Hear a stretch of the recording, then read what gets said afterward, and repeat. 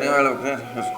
ಹೇಳಿ ಸಂಜೆ ಹೋರಾಟ ಇನ್ನೂ ತೀವ್ರ ಆಗ್ತಿದೆ. ಇವತ್ತು ದೇಶಾದ್ಯಂತ ಪ್ರತಿಭಟನೆ ಕರೆ ಕೊಟ್ಟಿದ್ದಾರೆ. ಕೇಂದ್ರ ಸರ್ಕಾರ 20 ದಿವಸಗಳಿಂದ ನಡೀತಾ ಇದ್ದಾರೆ. ಅವಾಗೇ ಅದನ್ನ ಅಟೆಂಡ್ ಮಾಡಬೇಕಿತ್ತು, ಅವರು ಮುಂಚೆನೇ ಮಾಡಬೇಕಿದ್ರು ಅದು. ಯಾಕಂದರೆ ಒಂದು ಎಲ್ಲೇ ಪ್ರತಿಭಟನೆ ಆದರೆ ನಾವು ಹೋಗ್ತೀವಿ, ಫ್ರೀಡಮ್ ಪಾರ್ಕ್ ಹೋಗ್ತೀವಿ, ಯಾವುದೇ ಸರ್ಕಾರ ಇದ್ರೆ ಇಲ್ಲಿ ಹೋಗ್ತೀವಿ. ಅಲ್ಲಿ ಕೂಡ ಯಾರೂ ಸ್ಟ್ರೈಕ್ ಆದ ಹಿಂದೂ ರೈತರ ಪಂಜಾಬ್ 1 ವರ್ಷ ಮೇಲೆ ಆಯಿತು, ಯಾರೂ ಹೋಗೋದಿಲ್ಲ ಅಲ್ಲಿ.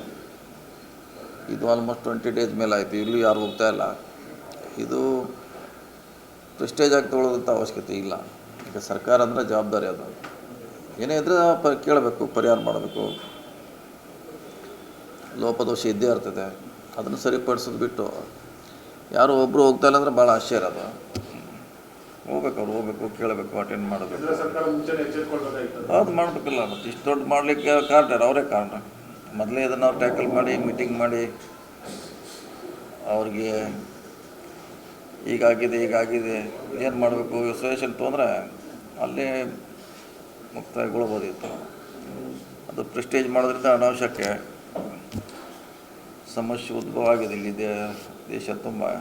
26 ಲಕ್ಷ ಜನ ಅದಕ್ಕೆ ಅಸೋಸಿಯೇಟ್ ಮೆಂಬರು, ಅವ್ರ ಪೇರೆಂಟ್ಸು, ಪಾಲಕರು, ಫ್ರೆಂಡ್ಸು, ಸಂಖ್ಯೆ ದೊಡ್ಡದಿದ್ದಾರೆ ಅವರು. ಅದು ಇದನ್ನ ಹೇಳೋದು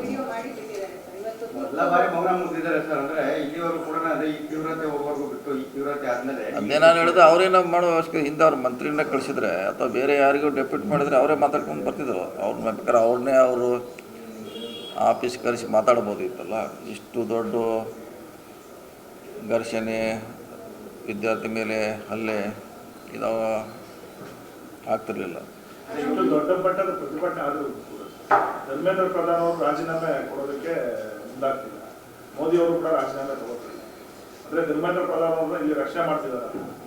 ಆಗಿದಿಲ್ಲ, ಮತ್ತು ಇಲ್ಲಿವರೆಗೆ ಆಗಿದೆ. ಅದ್ರ ಬಗ್ಗೆ ಏನೂ ಹೇಳಿಲ್ಲ. ಹೇಳಬೇಕಾಗಿತ್ತು, ಕರೆದು ಚರ್ಚೆ ಮಾಡಬೇಕಾಗಿತ್ತು. ಅದರಲ್ಲಿ ಮಂತ್ರಿಗಳ ತಪ್ಪು ಎಷ್ಟಿದೆ, ಅಧಿಕಾರಿಗಳ ತಪ್ಪಿದೆಯಾ, ಸಿಸ್ಟಮ್ ತಪ್ಪಿದೆಯಾ, ಯಾರೊಬ್ರು ಜವಾಬ್ದಾರಿ ಹೊರಲೇಬೇಕಲ್ಲ. ಒಬ್ಬರು ತಪ್ಪಾಗಿರಬೇಕು. ಯಾರನ್ನತ್ತ ಸರ್ಕಾರ ಹೇಳಬೇಕು, ಇಂಥವ್ರು ತಪ್ಪಾಗಿದೆ, ಇವ್ರ ಮ್ಯಾಗೆ ಆ್ಯಕ್ಷನ್ ತೊಗೊಂಡಿದ್ದೀವಿ, ಸರಿ ಆಗಿತ್ತು. ಏನು ಮಾಡಿದ್ರೆ ಇಷ್ಟು ದೊಡ್ಡದಾಗಿದೆ.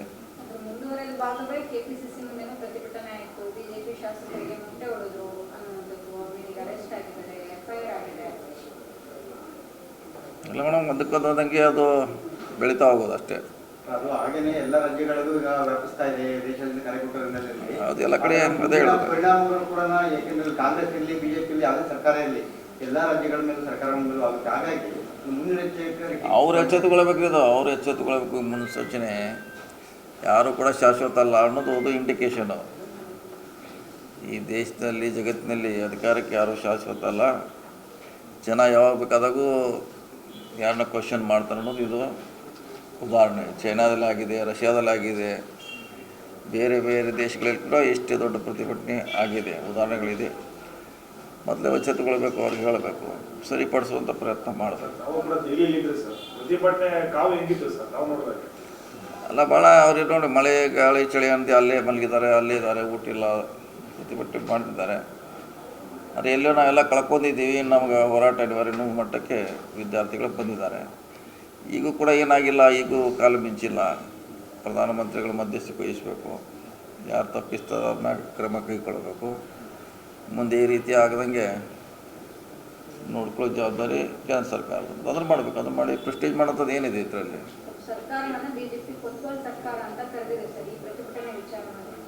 ಇಲ್ಲ, ಅದೆಲ್ಲ ಹೇಳ್ತಾರೆ. ಇಲ್ಲ ಯಾರು ಕೇಳಿ ಅವರೊಬ್ಬ ಹೇಳ್ತಾರೆ. ಈಗ ಅದಕ್ಕೂ ಸಂಬಂಧ ಇಲ್ಲ, ಅದು ಲಿಂಕೇ ಇಲ್ಲ. ಇದು ಪ್ರತಿಭಟನೆ ಅಷ್ಟೇ. ಪ್ರತಿಭಟನೆ ಸಾಥ್ ಕೊಟ್ಟ ಮೇಲೆ ಇನ್ನೂ ಕೂಡ ಪ್ರತಿಭಟನೆ ತೀವ್ರ ಆಗಿದೆ. ನಾವು ಮಾಡಬೇಕಾಗಿಲ್ಲ, ಮೊದಲೇ ಇತ್ತು ಅದು. ನಾವು ಹೋದ್ಮ್ಯಾಗ ಏನಾಗಿಲ್ಲ ಅದು. ಈಗ ಬಿಹಾರದಲ್ಲಿ ಆಗಿದೆ, ಲಕ್ನೋದಲ್ಲಿ ಆಗಿದೆ, ಮುಂಬೈದಲ್ಲಿ ಆಗಿದೆ. ಅಲ್ಲಿ ಯಾರು ನಾವು ಹೋಗಿಲ್ಲ. ಸೋಮೋಟ ಮಾಡ್ತಿದ್ದಾರೆ. ಅದು ಯಾವುದೇ ಪಕ್ಷಕ್ಕೆ ಸೀಮಿತವಾಗಿರುವಂಥ ಹೋರಾಟ ಅಲ್ಲ, ಅದು ಅವರ ಹಕ್ಕಿನ ಹೋರಾಟ ಅಷ್ಟೇ. ಯುವಕರ ಭವಿಷ್ಯದ ಬಗ್ಗೆ ಇಷ್ಟು ನೆಗ್ಲಿಜೆನ್ಸ್ ಅಂದರೆ ಸೆಂಟ್ರಲ್ ಗೌರ್ಮೆಂಟ್ ಯಾವ ಸಂದೇಶ ಕೊಡ್ತಿದ್ದಾರೆ? ಯಾವುದೇ ಅವರೇ ಹೇಳಬೇಕಲ್ಲ. ಈಗ ನಾವೇನು ಹೇಳಬೇಕು? ನಾವು ಹೇಳಿದ್ರಲ್ಲ, ಇದನ್ನು ಇಷ್ಟು ಬೆಳೀಲಿಕ್ಕೆ ಬಿಡಬಾರ್ದಿತ್ತು. ಮೊದಲೇ ಕರೆದು ಮಾತಾಡಬೇಕಿತ್ತು, ಅವ್ರನ್ನ ಸರಿಪಡಿಸೋಂಥ ಕೆಲಸ ಮಾಡಬೇಕಿತ್ತು. ಸೊ ಅನಾವಶ್ಯಕ ಗೊಂದಲ. ಈಗ ಸ್ಟ್ರೈಕ್ ಮಾಡೋರನ್ನ ನೀವು ದೇಶದ್ರೋಹಿ ಕರೆದ್ರೆ ಎಲ್ಲರೂ ದೇಶದ್ರೋಹಿ ಇದ್ದಾರೆ, ಅವ್ರು ಅಷ್ಟು ಮಂದಿ. ನೀವೆಲ್ಲ ಡೆಲ್ಲಿಗೆ ಹೋಗಿದ್ವಲ್ಲ ಸರ್, ನಿಮ್ದೇನಾದ್ರು ಡಿಮ್ಯಾಂಡ್ಸ್ ಏನಾದರೂ ಇತ್ತಾ ಸರ್? ಯಾವುದ್ರೆ ಹೈಕಮಾಂಡ್ ನಾಯಕರನ್ನು ಭೇಟಿ ಮಾಡೋದಕ್ಕೆಲ್ಲ ಹೋಗಿದ್ದಾರೆ. ನಾವು ಹೋಗಿದ್ದು ನಮ್ಮ ಪಿ ವಿ ಶ್ರೀನಿವಾಸ ಅವರ ಏನರದು ಪದಗ್ರಹಣಕ್ಕೆ ಹೋಗಿದ್ದಿಲ್ಲ, ಕ್ಯಾನ್ಸಲ್ ಆಗಿತ್ತು, ವಾಪಸ್ ಬಂದೀವಿ. ಆ್ಯಕ್ಚುಲಿ ನಿನ್ನೆ ಇತ್ತು ಅದು 23ಕ್ಕೆ ಪರ್ಮಿಷನ್ ಕೊಟ್ಟಿದ್ರು, ವಿಡ್ರಾ ಮಾಡಿದ್ರು, ವಾಪಸ್ ಬಂದೀವಿ ಅಷ್ಟೇ. ಮತ್ತೆ ನೋಡೋಣ ಯಾವಾಗ ಇರ್ತಾರೆ ಮತ್ತೆ ಹೋಗ್ತೀವಿ. ಕ್ಯಾಬಿನೆಟ್ ವಿಸ್ತರಣೆ ಕೂಡ ನೆಕ್ಸ್ಟ್ ವೀಕ್ ಅದು ಅವ್ರಿಗೆ ಸಿ ಎಮ್ ಅವ್ರಿಗೆ ಕೇಳಬೇಕು, ಅಧ್ಯಕ್ಷ ಕೇಳಬೇಕು, ಅವರೇ ಅದಕ್ಕೆ ಉತ್ತರ ಕೊಡಬೇಕು, ನಾವು ಇಲ್ಲಿ ಕೊಡಲಿಕ್ಕಾಗಲ್ಲ.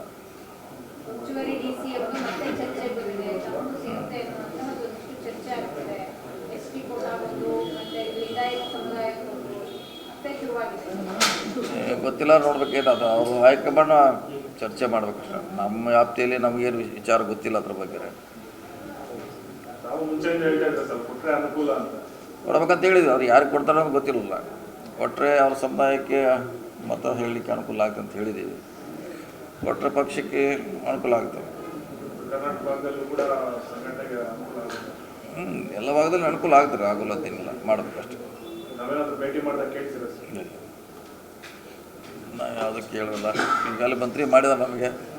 ಸರ್, ಇವತ್ತು ವೇಣುಗೋಪಾಲ ಸುರ್ಜೇವಾಲ ಸಂಘಟನಾ ಸೃಜನ್ ಅಭಿಯಾನಕ್ಕೆ ಬರ್ತಾ ಇದ್ದಾರೆ. ರಾತ್ರಿ ರಾಜ್ಯ ನಾಯಕರ ಜೊತೆ ಚರ್ಚೆ ಮಾಡ್ತಾರೆ ಅಂತ ಸರ್, ಸಂಪುಟ ವಿಸ್ತರಣೆ ಬಗ್ಗೆ ಗೊತ್ತಿಲ್ಲ ಯಾರಿಗೆ, ಅವ್ರಿಗೆ ಮಾಡಬಹುದು, ನಮಗೇನು ಅದ್ರ ಬಗ್ಗೆ ಗೊತ್ತಿಲ್ಲ. ಅವ್ರು ಬರ್ತಾ ಇರೋದು ಈ ಸಂಘಟನಾ ಕಾರ್ಯಕ್ರಮ ಬರ್ತಾ ಇದ್ದಾರೆ, ಅದ್ರ ಬಗ್ಗೆ ಟ್ರೈನಿಂಗ್ ಇದೆ, ಅದಕ್ಕೋಸ್ಕರ ಬರ್ತಾ ಇರೋದು. ಬಂದಾಗ ಸಹಜವಾಗಿ ಮಾತಾಡ್ಬೋದು. ಬೆಳಗಾವಿಗೆ ಕೇಳಿದ್ರಲ್ಲ ಸರ್, ಇನ್ನು 3 ಸ್ಥಾನ ಬೇಕು. ಎಷ್ಟು ಕೊಡ್ತಾರೆ ಕೊಡಲಿ, ನೋಡೋಣ, ಕಾದು ನೋಡೋಣ. ಯಾಕಂದ್ರೆ 34ರಲ್ಲಿ ಅಡ್ಜಸ್ಟ್ ಮಾಡಬೇಕು, ಅದ್ರ ಬಿಟ್ಟು ಏನು ಮಾಡಲಿಕ್ಕಾಗಲ್ಲ. ಅದರಲ್ಲೆಲ್ಲ ಜಾತಿ ಜಿಲ್ಲೆ ಕವರ್ ಆಗಬೇಕು. ಸೊ ಅದು ನೋಡೋಣ, ಕಾದು ನೋಡೋಣ. ಈಗ ಎಕ್ಸ್ಟ್ರಾ ಮಾಡ್ತಾ ಇದ್ರು ಸರ್, ಪ್ರಜಾಸೇವೆ ಮತ್ತು NRI 2 ಸಪ್ರೇಟ್ ಇಲಾಖೆ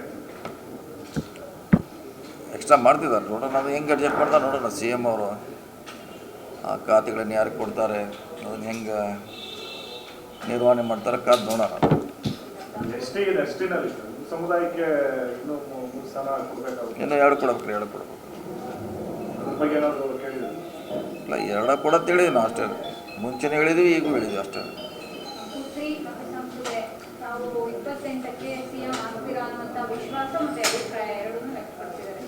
ಇಲ್ಲ, ಅದು 28ರದಲ್ಲ, ಈಗೆಲ್ಲ 28 ಬಂದರೆ 28 ನೋಡೋಣ. 28 ಅದು, ಇದು 23 to 28 ಇದು. 1.5 ವರ್ಷ ಅಷ್ಟೇ ಸರ್ ಇರೋದು. ಯಾವುದ್ರೆ ಅದೇ 28 ನೋಡೋಣ. ಮೊದಲು ಇದನ್ನಾರ ಯಶಸ್ವಿಯಾಗಿ ದಾಟ್ಸೋಣ ಫಸ್ಟು. ಈಗ DCM ಆಗೋದು ಇಲ್ಲಿಗೆ ಬಂತು ಸರ್. ಯಾವುದ್ರೆ ಅದೇ ನೀವು DCM ಮಾಡಬೇಕು ಅಂತ ನೀವು ಮತ್ತೆ ಎಂ ಬಿ ಪಾಟೀಲ್ ಅವರ ಹೆಸರು ಅದು ಹೈಕಮಾಂಡಿಂದನೇ ಇದಾಗಿತ್ತು ಸರ್, ಅಥವಾ ನಮಗೇನು ಗೊತ್ತ, ನಾವು ಕೇಳಿದ್ವಿ, ಪೇಪರ್ ನೋಡಿದ್ವಿ ಅಷ್ಟೇ. ಡಿಮ್ಯಾಂಡ್ ಏನಾದರೂ ಇಟ್ಟಿಲ್ಲ ಅಂತ ಸರ್? ಇಲ್ಲ, ನಾವ್ಯಾರು ಡಿಪೆಂಡ್ ಇಟ್ಟಿಲ್ಲ. ಪಕ್ಷ ತೀರ್ಮಾನ ಮಾಡ್ತಾ ಇರಬೇಕು, ಅವರೇ ಮಾಡಬೇಕು, ನಾವು ಮಾಡಿಲ್ಲ. ಅಂದ್ರೆ ಅದರಿಂದ ಲಾಭನೇ ಅಂತೀರಾ ಸರ್, ಅಂದ್ರೆ ಸಮುದಾಯಗಳು ಲಾಭ ಹಾಗೆ ಆಗ್ತದೆ. ಉಪಮುಖ್ಯಮಂತ್ರಿಗಳು ಮಾಡೋದ್ರಿಂದ ಖಂಡಿತವಾಗಿ ಪಕ್ಷಕ್ಕೆ ಲಾಭ ಆಗಿ ಆಗ್ತದೆ. CM DK ಶಿವಕುಮಾರ್ ಸರ್, ಒಂದೇ ಇರಲಿ DCM ಹುದ್ದೆ ಅಂತ ಹೇಳಿದರು.